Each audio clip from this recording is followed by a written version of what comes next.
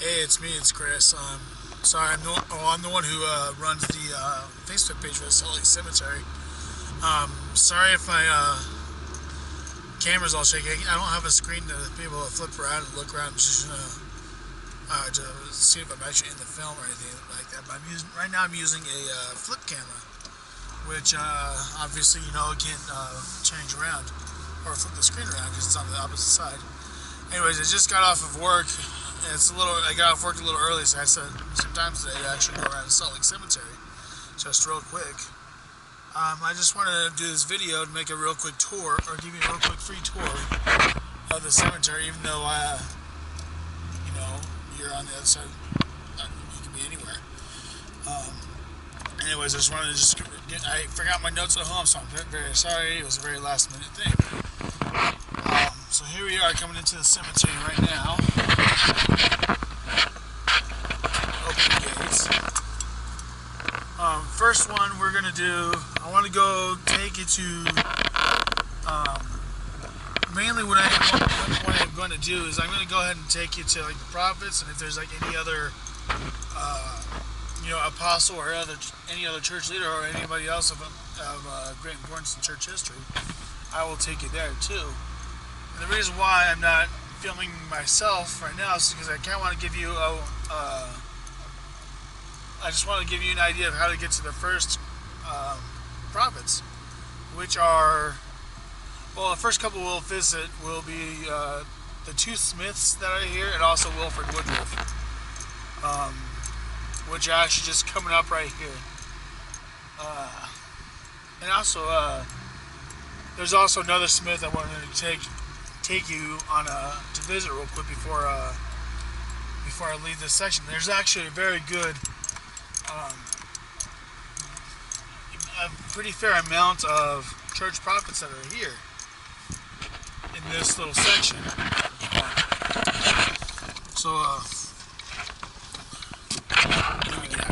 Here I am.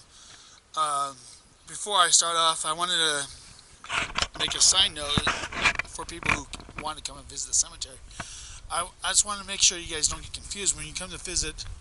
Well, the first two people we're going to come visit are Joseph Fielding Smith and Joseph F. Smith, and I don't want you to get confused by which one it is.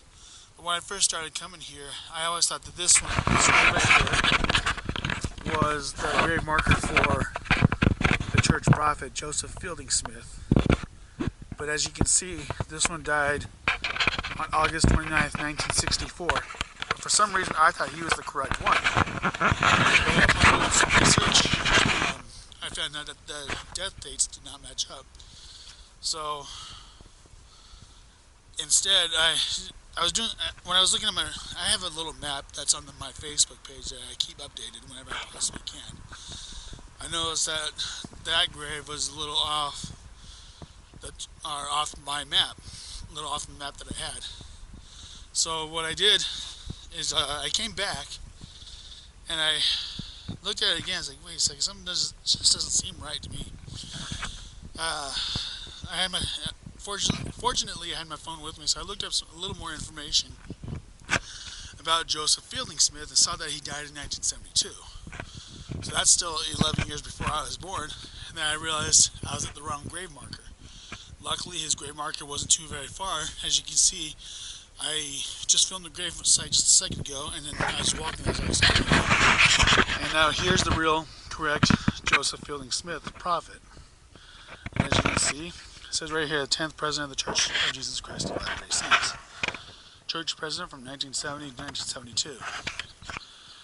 So here it is, Joseph Fielding Smith, and as we all know, he is the son of Joseph F. Smith, who was also church president, who was the son of Hiram Smith. Now, we're also in an unfortunate situation too. We're actually not very far from Joseph F. Smith's grave. We actually walked right by it as I was talking, but I wanted to come to visit Joseph Fielding Smith so that way you wouldn't get confused. As you see, here's Joseph Fielding Smith. Right there, there's flat graves right there is Joseph F. Smith. That's a memorial for him. Let's just go ahead and go on up there. Joseph F. Smith, I believe, had multiple wives. As you can see, here's Joseph F. Smith's grave, one of his wives right here. And as you can see, we have a grave marker right there. He was a pioneer for the church in the early days. And I was watching a video about this, so I never noticed it before either, really. But it says, "Sacred to the memory of Hiram Smith." Because his birth date and his death date, we all know that he died in Carthage jail.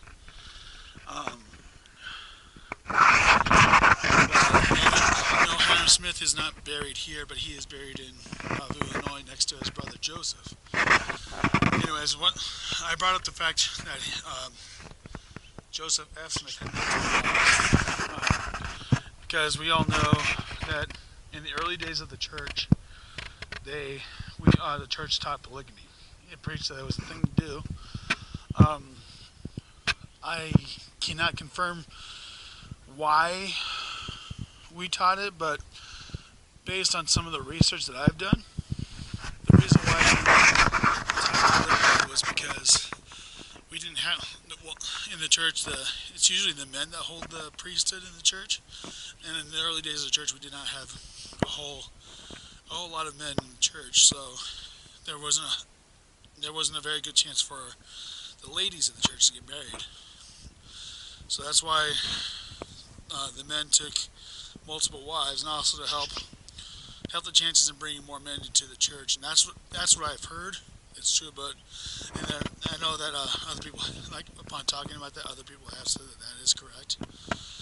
So I'm just gonna say that's correct, but I did not live in the early days of the church, so I cannot officially confirm it until I can actually possibly talk to a church leader about that. It's a touchy subject to talk about, yeah. Many members find it something to be very sensitive to speak about, which is true. So yeah. One other grave. Before leaving this area, there's a couple other graves I want to bring up. As you can see, I got the Joseph F. Smith Memorial behind me. And if we just turn around and walk over here, we come to the grave of Harriet Amelia Falsam Young, which, as you can see, was a wife of President Young, who was the second prophet of the church. Second president of the church, and we all know that he was a polygamist. We know that. He had a total of 55 wives, and of the 55, his very first wife, he married before he joined the church. So he had 54 wives after joining the church. The reason why I bring up this grave, not only is it because it's so close to the Joseph Smith graves, but research says that she was his favorite wife. I don't know if that's true, but that out of all the research I've done about her, she was his favorite. So if you come around here, get some flowers here, and this is over here. All right, well, let's go across the street. Sorry if the camera seems all shaky. I don't have a tripod to keep it settled or keep it steady or anything like that. So if we cross this road right here, just right here, we'll get the Joseph Smith graves over there, and then we come across the street right by this intersection we drove through earlier. But we come across this little grave right here at the corner of it. Reynolds Calhoun. As you can see, he was obviously a pioneer with that marker there. Born April 30th, 1790 in New York, and died in 1861 here in Utah. Well, his first wife is also, as you can see, his first wife is buried here. Upon my research, he was an apostle of the church in the very early days, one of the very first ones to be called an apostle to his modern day church. And also from what I've read, well, the very first death here in the Salt Lake Cemetery, or in the Salt Lake Valley in general, happened in 1848. About within a year of the pioneers first, within the first year of the pioneers arriving here in in Salt Lake City. Um, they came in July 24th, 1847. Yeah, and in the early days of 1848, the very first death happened here in Salt Lake City, and the very first burial is here in the Salt Lake Cemetery. I probably won't visit that grave today. I know where it's at, but I I don't have all my notes for that one, so I will not talk about that one. But anyways, Reynolds, not only was he an apostle of the church, but he was also the very first cemetery caretaker here, and he took care of the cemetery and his church duties up until his death in 1861. Well, let's go across the street, okay? Right here, we can see our next grave over here. And again, there's the Smith. There's the Smith graves over here. And like I said before, the main reason why I'm marking the Smith graves so early on is so you know where these graves are in space and time. If you ever come to visit the cemetery. And it was coming over here. Sorry for the exit sign. We come to this intersection again. We cross the street over here to get to Reynolds Calhoun. But let's cross over the street to the next grave marker. Excuse me. And I mentioned earlier that we're going to visit another Smith. And here is that other Smith right here. Mary Smith, who was she was the wife of Hiram Smith. She came here with her young son, Joseph F. Smith, as we just saw just a few minutes ago, who turned out to be one of the later church presidents. And when they came here, when the pioneers arrived here in 1847, Joseph F. Smith was only let's see, he was born. I think he was born in 1838, so he was 6 years old when his dad died or was killed. Shortly after that, they came to Salt Lake Valley, and this is his grave. And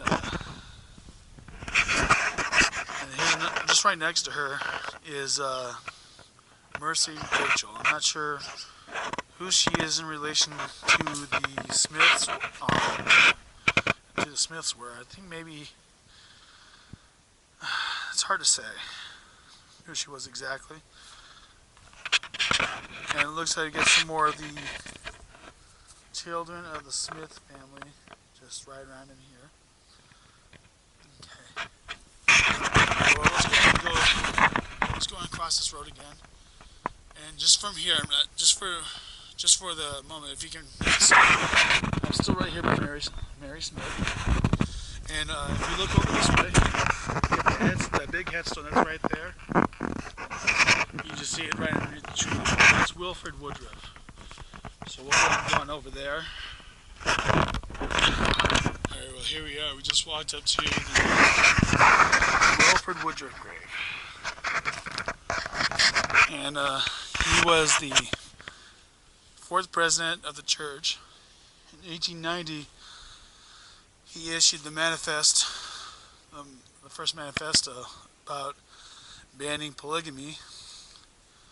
In 1890, at that time, the church was definitely practicing polygamy. We all know that.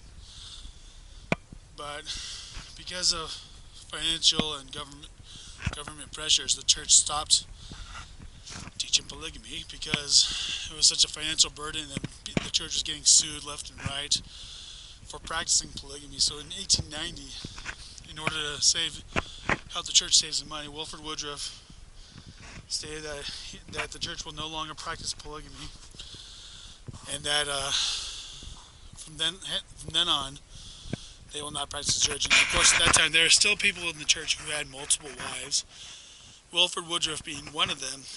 But since those marriages happened before the document was released by Wilford Woodruff, those marriages still counted, and there were still multiple plural wife marriages going on after it.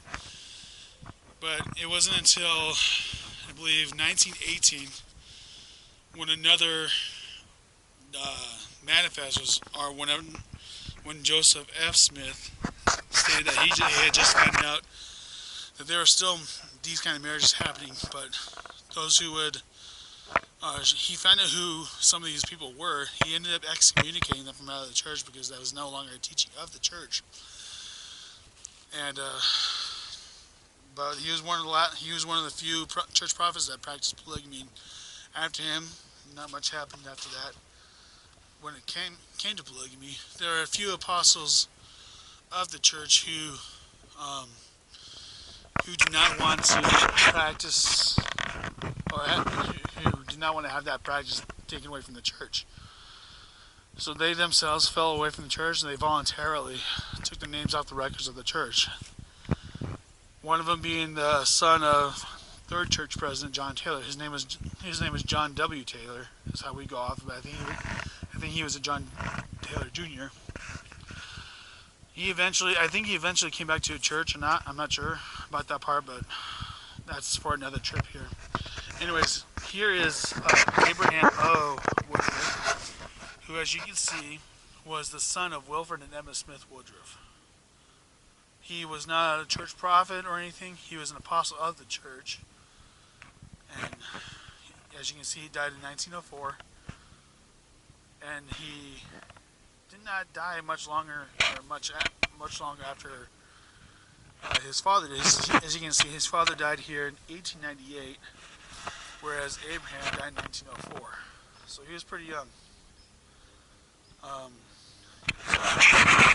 That's all we have over there for this area of the cemetery. I'll go ahead and take a pause real quick. I'll drive on up to the next grave markers so that we can enjoy those ones. Another thing I wanted to bring up before we head on out from the door, or head on off out of this area, I forgot to mention this earlier, or bring this up earlier.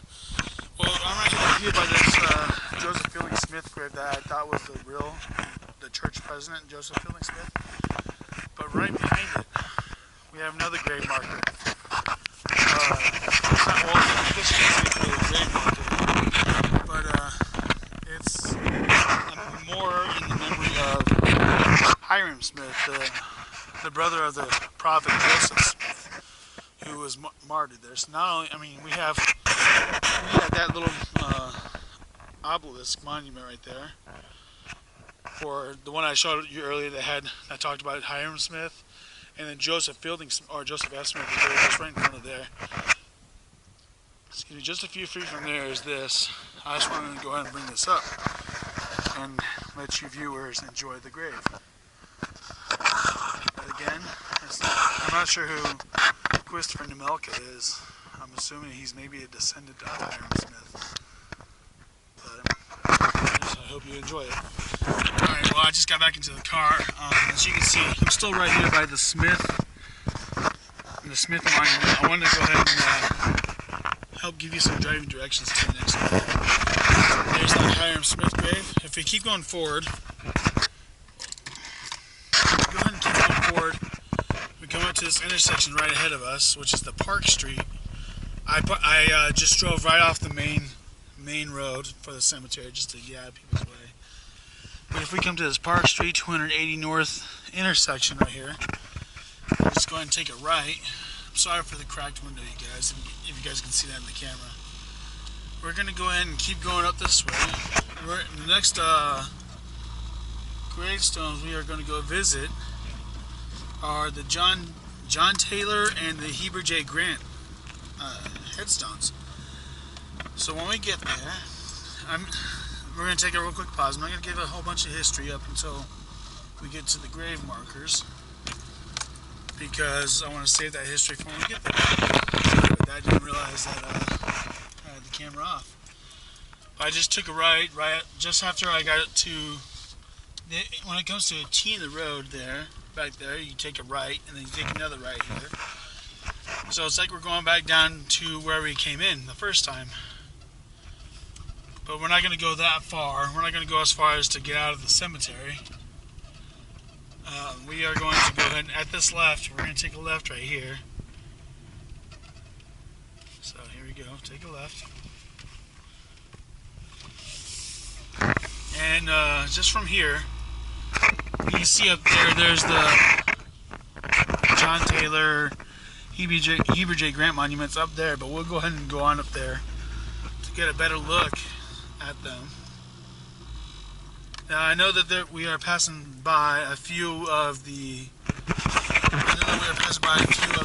churches here. We get out to Central Avenue right here at the center section. We take a left. But anyways, like I was saying, I know we're passing through some of the, passing by some of the headstones to some of the other leaders, but like I said, I don't have my map, so I can't pinpoint exactly where they're at or give them the history today. That'll be some other time. So here we are at the Central Avenue and 330 North intersection. It's kind of a steep hill, somewhat sharp turn. Going up.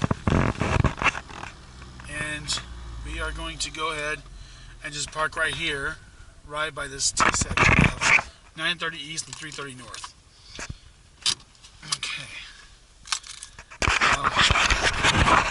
There's going to be just a couple of them. I don't have exactly a whole lot of details about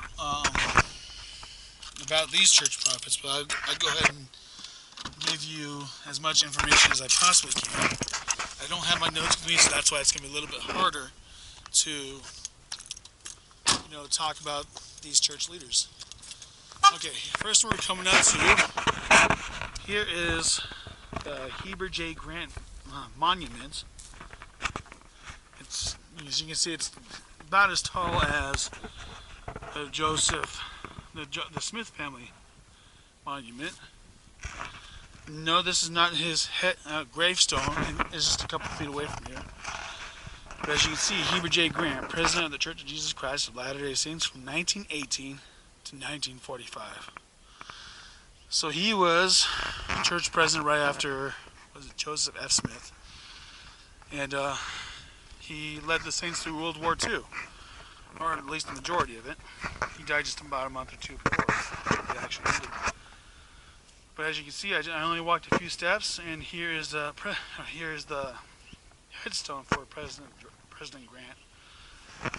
Like I said, he actually did a couple different things for the church. I believe he was the first church leader to be able to use radio communications to dictate his sermons to the rest of the church. And I know that way back in the day, shortly before Wilford Woodruff died, in the very, very extremely early days of the church, he audio recorded his testimony, and Wilford Woodruff was the first president to do so. But as the technology got more advanced, as you can see, President Grant was church president of the church. He became church president of the church about 20 years after Wilford Woodruff had passed away. In those 20 years, technology has advanced, which gave Heber J. Grant the possibility to record his sermons and spread his message across the world, which is very important because, as you know, 1918 through 1945, technically, aviation was still in its infancy, so it made it harder to deliver these messages, his messages out.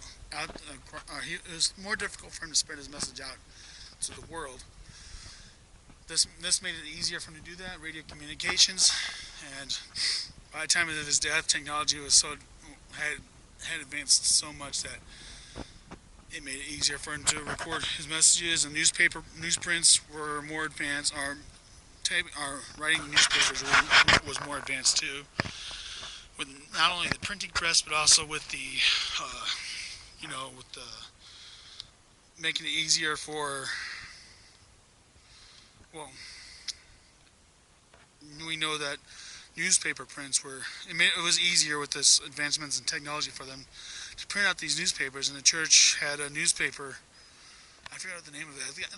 I know we had the magazine called The Ensign. I think it was the very early days of the magazine, maybe that, where we had those printed out and sent across the world in multiple languages,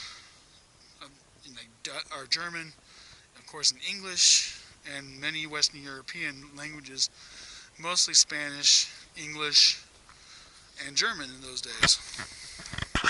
Now, if we're just right across the street from Heber J. Grant's memorial and grave, just right here. And if we just cross right across the street, we are going to, here he is, J. Golden Kimball. He was an apostle in the early days of the church. He died in 1938, but he didn't exactly die of old age or complications of health or anything like that. But he died because he was in a car crash.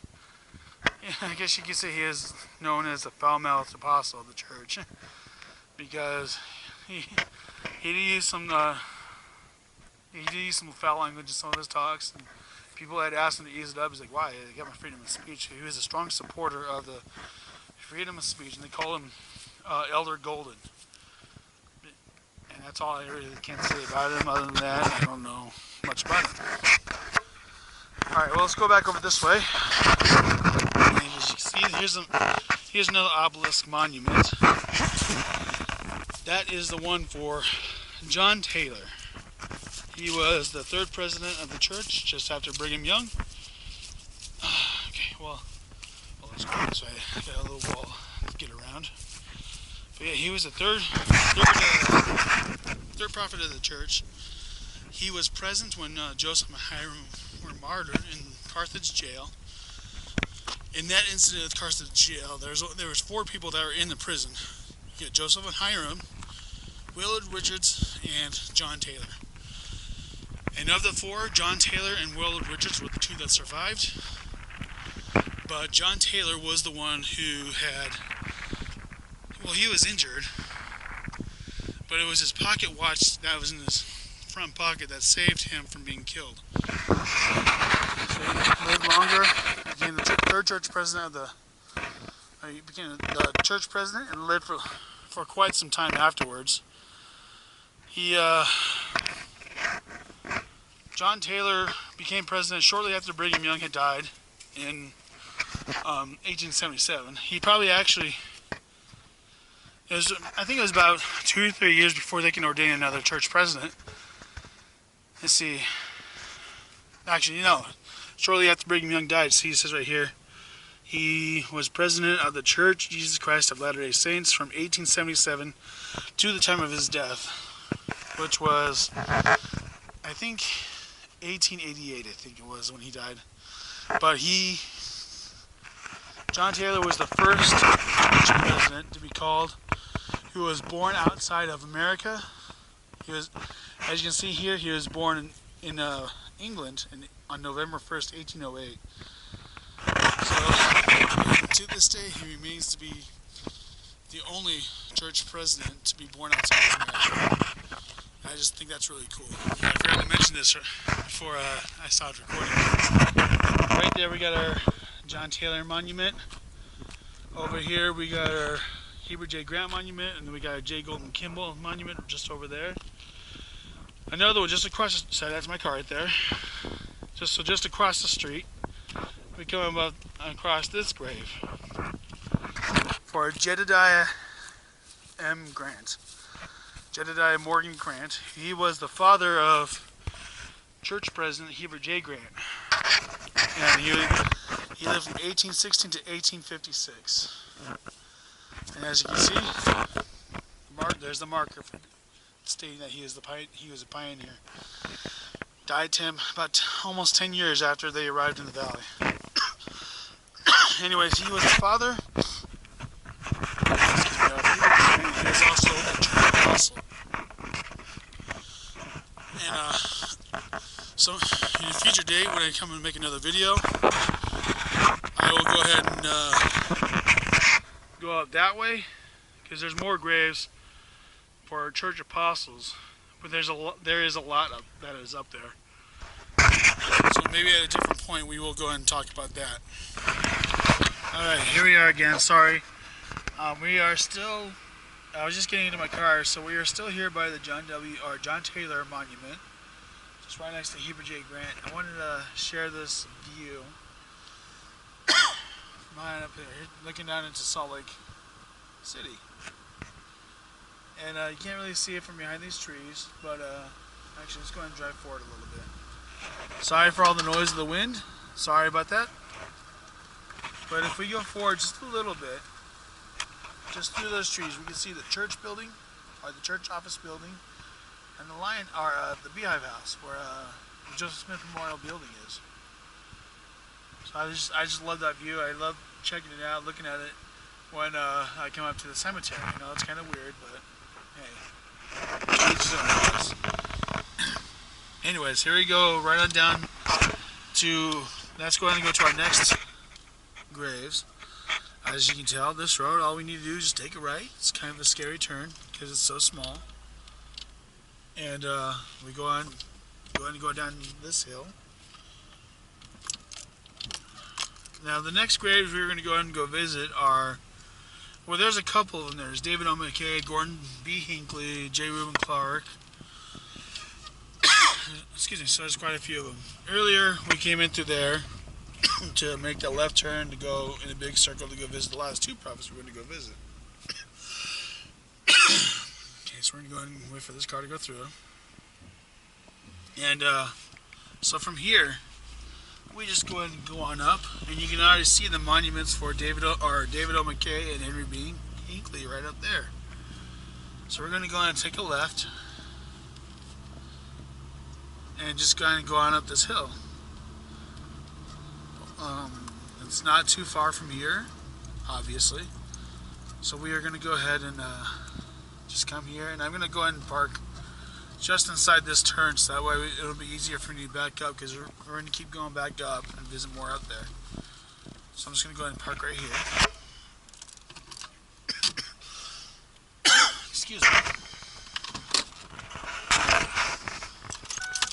Okay. Well, here we go. Let's go ahead and get out of the car. Sorry about that.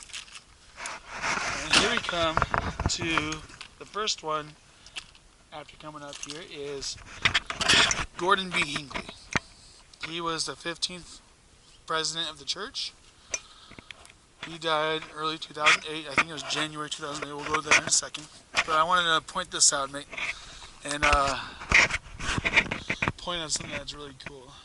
The head markers for him and his wife, just right there in this monument. If we come up here, point this out. It says this monument was crafted from Access Salt Lake Temple and Conference Center. Excuse me. I just think that's actually pretty cool that they still have that quarry there where they can actually still use some of that stone. And as you can see, here's the memorial for the president and his wife. Now he was church president he was president of the church when I started my mission. From April 2003 until May 2005. And his wife, if we come up closer, his wife died on April 6th, 2004. That was actually almost 1 year exactly after I reported to the MTC to go to, in Provo, to go to my mission out in Germany. Many members of the church really absolutely loved her example, went off in German for a second, but her example, many people at the church loved her for her kind, loving personality and her example and her dedication to her husband, who is right next to her, Gordon B. Hinckley. Born June 23rd, 1910, died on January 27, 2008. The day he died, I remember when, I know it's not much, but the day he died, my best friend and his wife, they were over at my apartment with me and my wife. We were sitting there watching a movie. This is before my son was born. My wife and I just celebrated our first wedding anniversary earlier that month. Excuse me. We had our friends over. We were watching a movie, and then my friend's wife said that she had passed away. We're like, what? Excuse me. Well, at the time they weren't married, but they were close to getting engaged. So it was my friend's then girlfriend. So we were all shocked. Well, we kind of saw it coming because he led a long. He was 98 years old. I think he was one of the oldest church presidents of the church. at the time of his death. He was one of my he was definitely one of my favorites. He was definitely one of the first ones I can remember. I hate to admit, when I was younger, I mean, I didn't know who the church leaders were very well. No, I don't blame my parents or anybody else for that. It was just me. You know, I blame myself for it. Okay, and then from there, here we have Gordon B. Hinckley's grave right there. And a little off to the left, we'll come over this way. And we come upon these 4 headstones. It's, as you can see, we come over here. I guess you could say these are more like memorials. And if you're a lifelong member of the church, or if you are really into church history, even as a new convert to the church, you'll recognize the name Clark.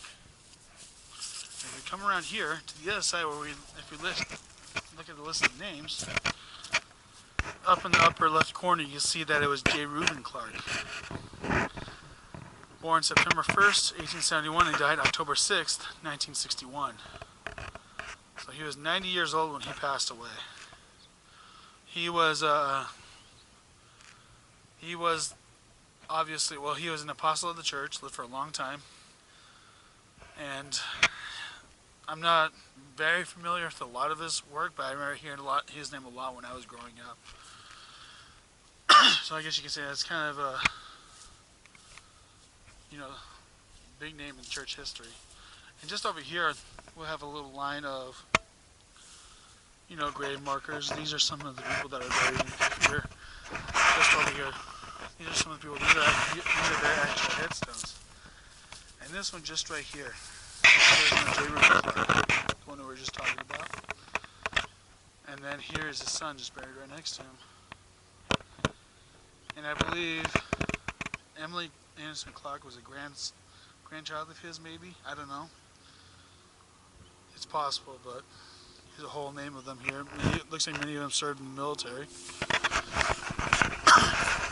Medal of Honor recipients. 1887 to 1941, so I'm assuming he may have died or was killed during the Pearl Harbor attack. But I cannot say so for sure. Alright, let's go ahead and go over to our next grave from over here. As you can see, we're just right here by the J. Reuben Clark Memorial. Creepy. Sorry. We keep going over here. You have this other memorial. You cannot see it from this angle, but I'm pretty sure you saw it as we were driving up here.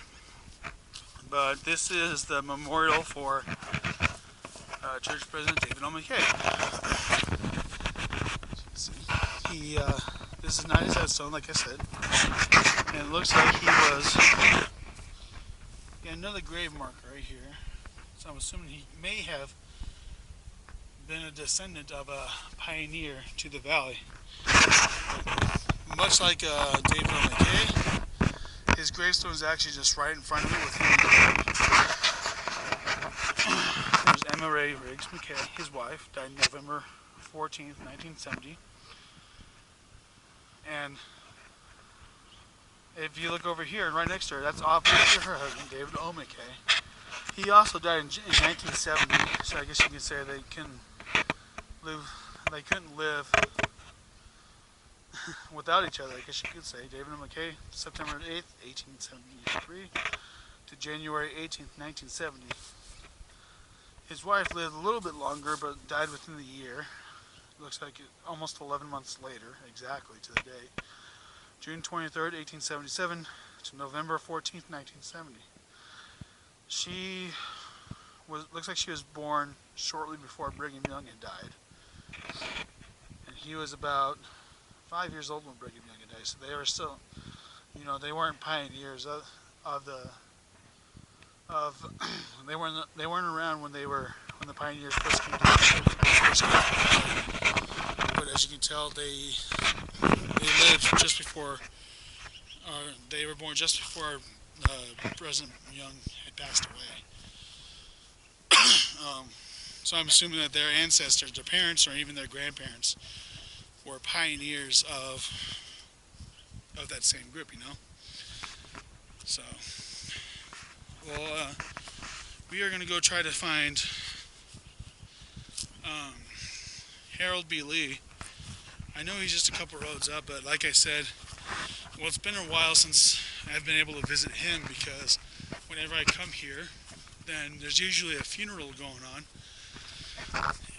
right around the area where he is buried. I know that he doesn't have a memorial marking where he's at. He has like a grave no bigger than this Buchanan grave. I know that. But it's been a while since I've been able to find him. I know he's up there somewhere, a couple roads up, but so I was going to go see if I could find him. I finally found where Harold B. Lee would be buried. Sorry about the sunlight glare. I actually went a little too far. Actually, there's another road just up there, kind of where that truck is driving over there. I drove up there, thinking I was there, but too far. So I came down a little bit, and then coming down, and as you can see, these are all like typical looking headstones for people that are here. And I was just kind of looking. I remember him. No wonder I remember Harold B. Lee being a lot closer to where Gordon B. Hinckley and David O. McKay were buried. So I started coming back down here. Luckily it was the first turn. I was up there when I was up there. I made a right turn, came down to that little intersection there, and then turned and probably just right there. And I looked out and I was like, oh, where's he? I remember what it looked like. I just couldn't find it. But finally, from my car, I looked down in that direction. And as you can see, down there, right next to that tree down there, you can see where David O. McKay and Gordon B. Hinckley are buried. And just to the right of the screen, you see a grave marker that says Lee. And this is the church president, Harold B. Lee. He was the 11th president of the church. He served as church president from 1972 to 1973. I think it was just like 13, 14-month presidency, so it was pretty short. But Harold B. Lee, he struggled with health problems throughout his entire life. And towards the latter part of his presidency, he actually towards the latter part of his life, he had to use a microphone that would, I guess you could say, it looked somewhat like a Bluetooth headset in today's terms, but it wrapped around his ear, and his tiny little microphone that ran up his cheek, just like ran up his cheek, that would pick up the sounds from his mouth, and it would amplify it in a box that was kind of like on his head. And during like general conferences, whenever he had to give a talk, that microphone could hook up just right into the pulpit, because the reason why his voice was so soft is because he had some of his vocal cords removed, thus giving him like a soft voice. I mean, he was speaking by this loud, which isn't very loud at all. People would, like that. His voice wasn't very loud. That's about how loud his voice was. So people would literally almost had to have their ears right up against his mouth to hear what he was trying to say. So they his doctor voice box ran down his cheek and hooked it to a box that was on his belt buckle that would help amplify his voice, so that way he could sound like a normal sounding person, with the volume being all normal and everything. And during general conferences, from what I've heard, I mean, obviously you can see he died in 1973. That's about 10 years before I was born. And from what I've heard, his microphone that's hooked up to his ear could also hook up into the pulpit at the tabernacle during general conferences. That way, instead of speaking directly into the mic that was on the pulpit, this would send the sounds just directly into the system, so that way you can not only record his voice, but you can it would also project his voice on loudspeakers, so that way everybody can hear him. And there may have been moments where where people struggled to hear what he was saying, even though it was hooked up to the PA system. because sometimes the PA system might have cut out a little bit, you know, so people would miss like important words. But luckily there was a backup where it would actually record his voice, and they released the recordings, so that way it made it easier for people to understand. And not only that, but also made it easier for people writing articles for the Ensign magazine, the church magazine, to be able to write his talking to the magazine so that way people can actually read it. So that really helped him out a lot. So from here we are going to go ahead and go visit. There's a couple more, Spencer W. Kimball and Howard W. Hunter, that are buried up here. As you can see, that's the northern part of the cemetery. And as you can tell, this is the newer part of the cemetery. Way down there where we came in, that's the oldest part of the cemetery. That's where we started beginning. I think the cemetery has close to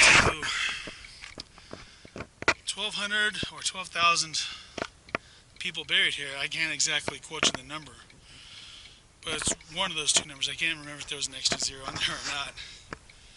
But there's a lot of them. There's still a lot of space just up and around here and stuff like that. Some spaces here, and I believe that up there you see a gate where you can actually exit the cemetery up there. Sorry, I can't zoom in because I have no zoom on this camera. Once you exit there, there's a main road that just kind of drives back there.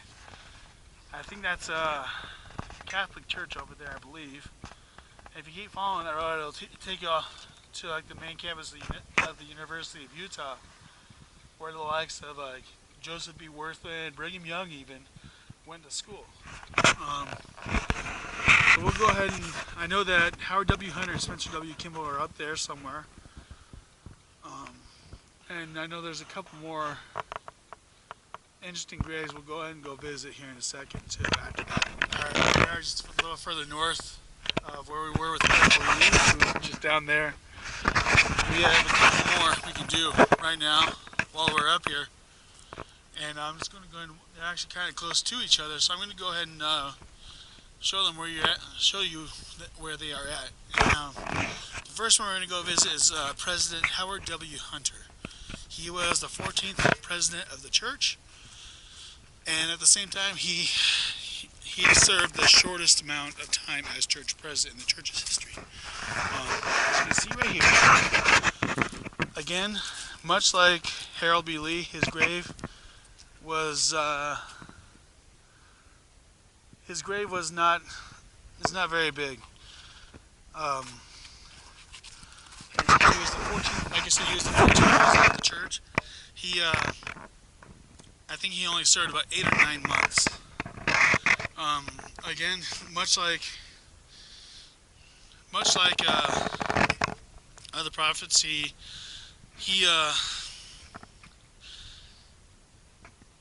suffered from health problems throughout the majority of his life. There was also a time when he was at, I believe he was at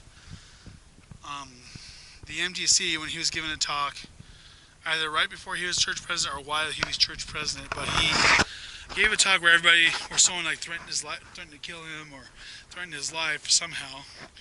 But everybody that was there, this terrorist was apprehended by police, and everybody that was there saying, "We thank you, God, for our prophet." And he would never forget that moment until the time he died. He was called, I believe,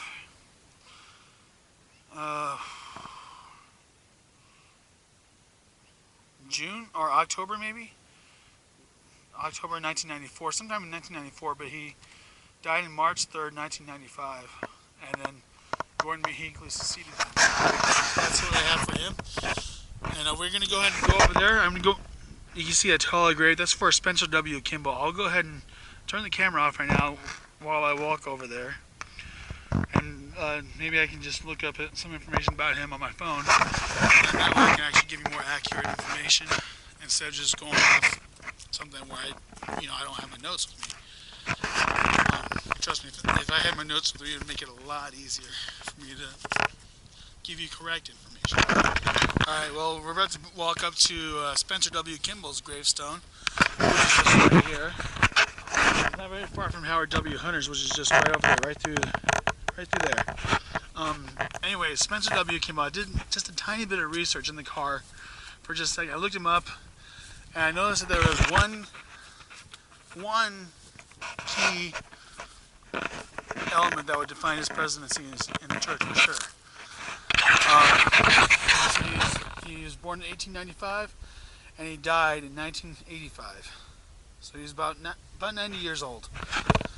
Anyways, there was one thing that would definitely define his church presidency was the Equal Rights Amendment to the Constitution.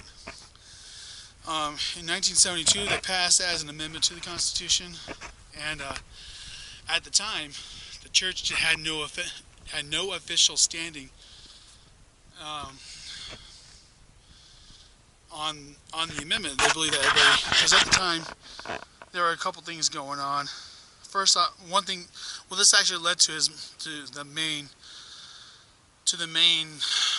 thing that was passed into, I guess, one thing that defined his presidency.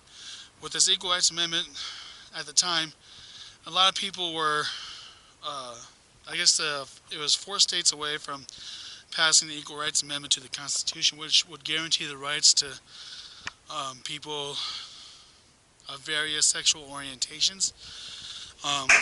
The church, here in the church, even to this day, even until 2015, today, we, sorry, I heard something. But today, we still teach that, I guess, same-sex relationships are not. I know this is a sensitive subject. I myself, I am not gay. No, I'm far from it.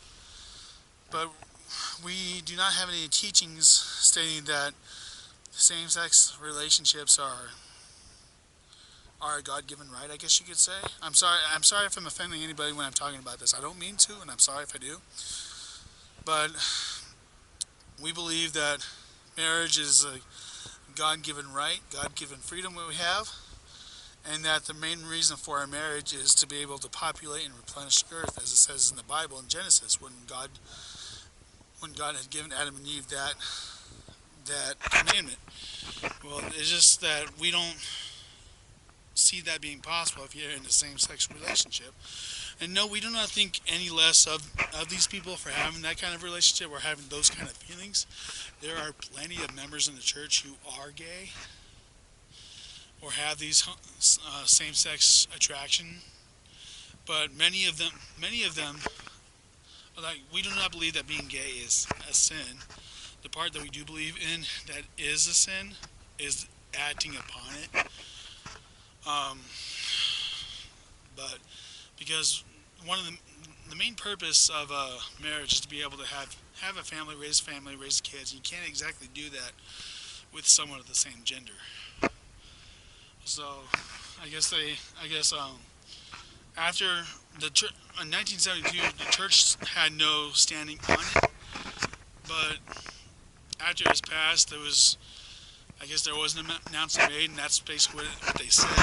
And also, at the same time, throughout his entire life, Spencer W. Kimball fought for black rights his entire life. At the time, the church taught that African Americans cannot hold the priesthood, but that was only because the government had threatened the church with heavy fines, heavy tax burdens, and stuff like that if they actually started teaching that. And we know that the Civil Rights Act of 1964 was supposed to help the church into that. And I know that the church had fought for that, and to help, so that way they can actually make it possible for all male members of the church to be able to hold the priesthood. Well, it was not until 1977, when Spencer W. Kimball was the prophet of the church, that this revelation was given.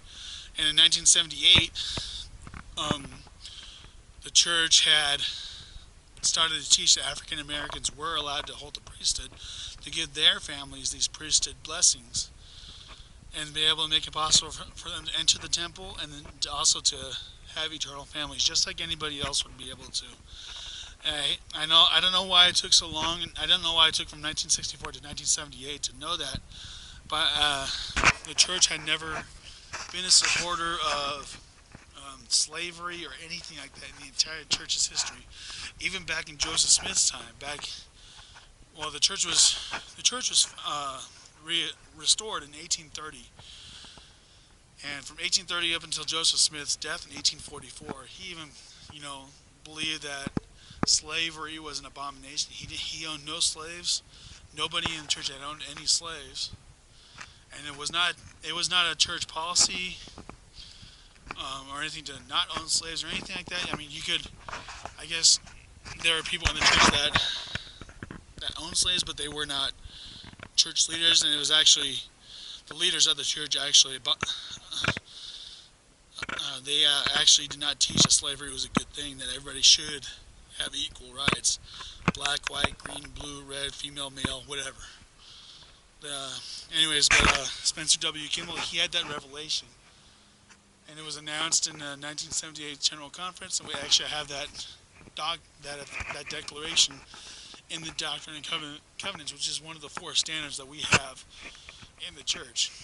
We have the Doctrine and Covenants, which is like the early teachings, early revelations of Joseph Smith up until his passing. I think I know that in section 135 of D&C, it was John Taylor who announced the death of Joseph and Hiram. And then there's 138 sections in the D&C. There's two of them given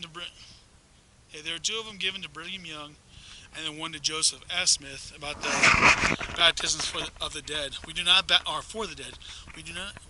baptize dead people in the church, but we act as proxies for them, and their spirits in the afterlife we believe that their spirits in the afterlife can accept the gospel, or they can reject it.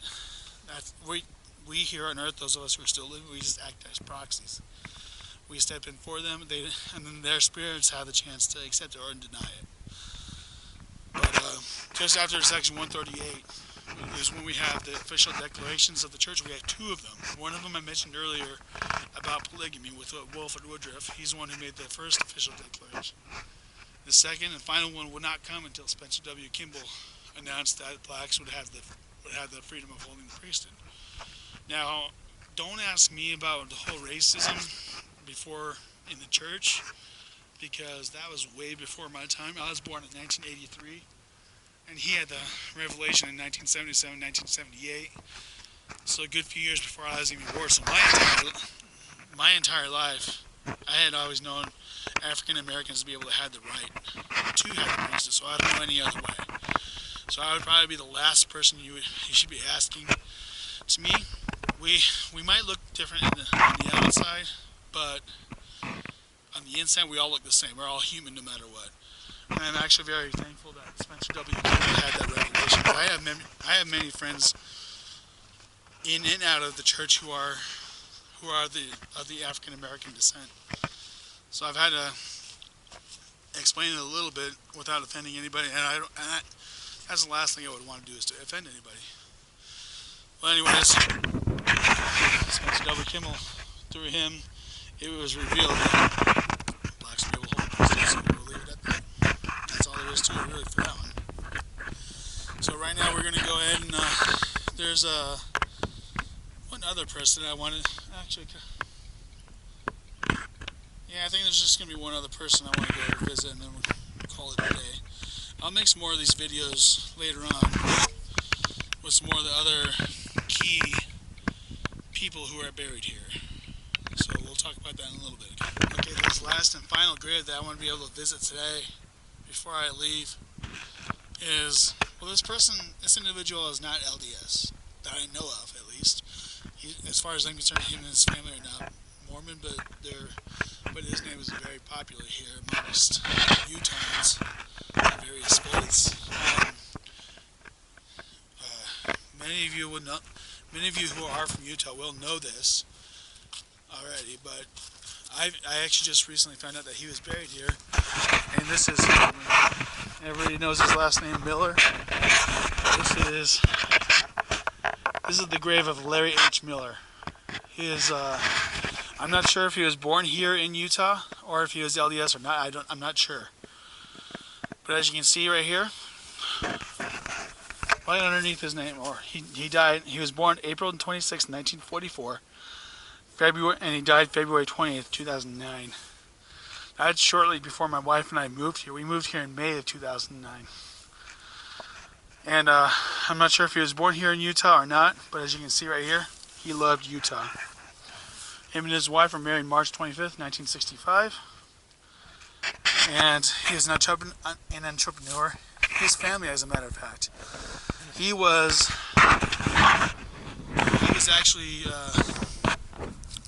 He actually owned the Utah Jazz basketball organization, and he was the one who actually brought the team from New Orleans to the Utah, to Salt Lake City. And they, while they're still around, his family still owns the team. His family actually still owns a whole bunch of movie theaters and car dealerships here in the area. And I used to take my Focus down to Larry H. Miller Ford dealerships down in Provo. So I guess they're always down there too. So, anyways, I hope you enjoy. I'm not a huge basketball fan, which is weird for someone who lives in Utah to say. My wife and I, we're from Seattle, so right now we don't have a basketball team. The Sonics are moved to Oklahoma City, became the Thunder. But if we still had a basketball team, I would say I'm a go Sonics, but I guess right now I would have to say go Jazz. But I'm not, like I said already, I'm not a huge basketball fan anyways. So anyways, I hope you enjoyed this video. I'm sorry if there's any noise that was not canceled out, like any wind or anything like that. I hope you enjoyed this mini tour. I brought you today around to see some of the prophets, like all the prophets that are buried here, plus a few others that have interesting origin and stuff like that. And I hope you really enjoyed the video. And I hope that you didn't get a headache from the shaking or anything like that. Anyways, I'll talk to you later. Because there was one last person I had to figure out to come visit. He's kind of out of the way of all the rest of the presidents of the church. His name, he's George Albert Smith. I almost forgot about him as I was leaving out. But here is a grave marker with the different Smiths in there. And then George Albert Smith, one at the bottom. That he was the one who was the president of the church. And then this George A. Smith, it's also George Albert Smith, but he was the father of the church president. There's his gravestone. As you can see, he was also a pioneer down there. Now, I forget which church president number, or he comes in chronological order as church president. But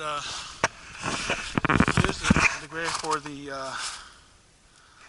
the church president, George Albert Smith, one we all know as church president.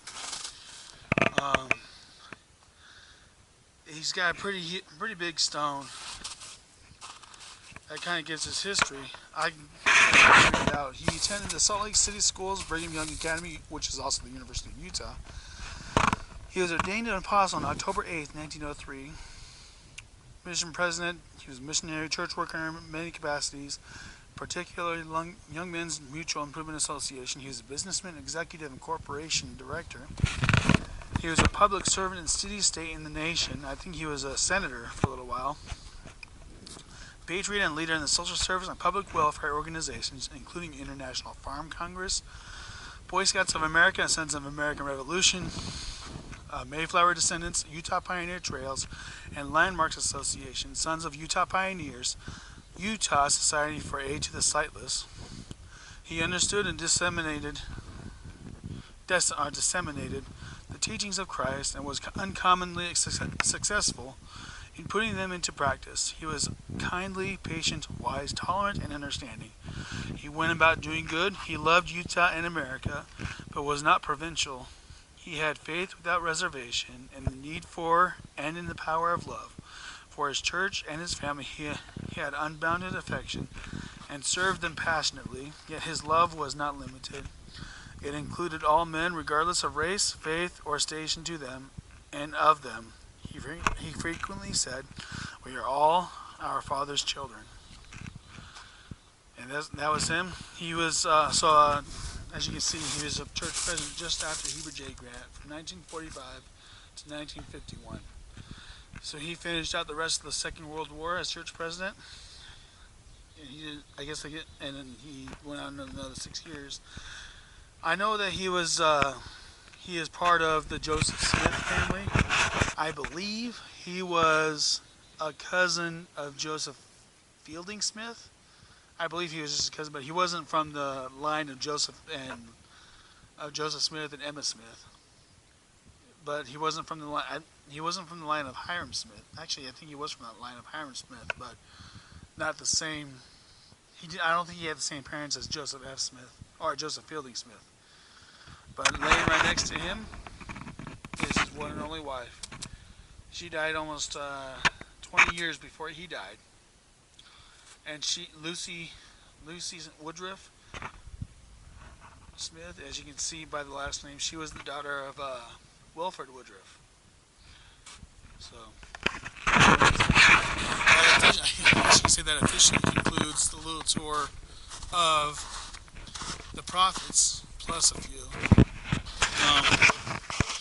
Please, if you have any comments about the video, I do not want anything offensive or with foul language or making fun of the church. Please, if you have questions or concerns about the church, please just feel free to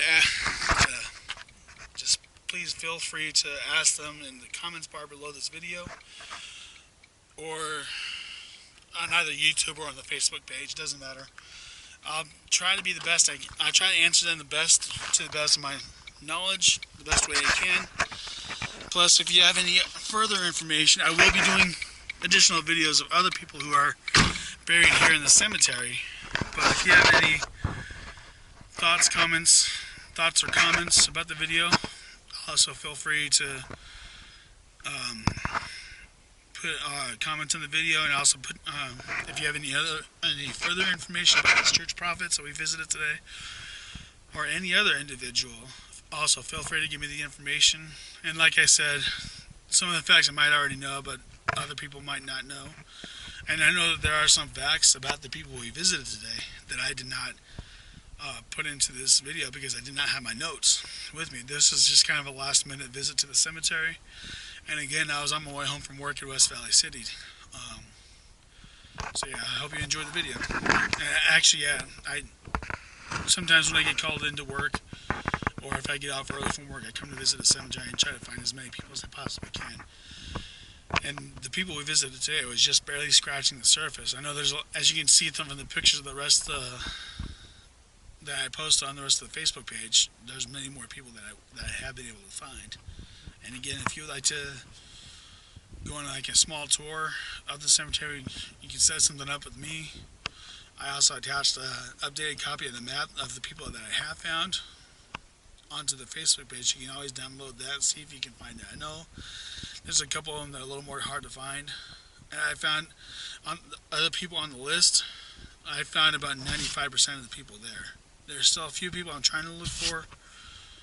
So if you know where they might be, just let me know, and I'll get back to you as soon as I can. Thank you.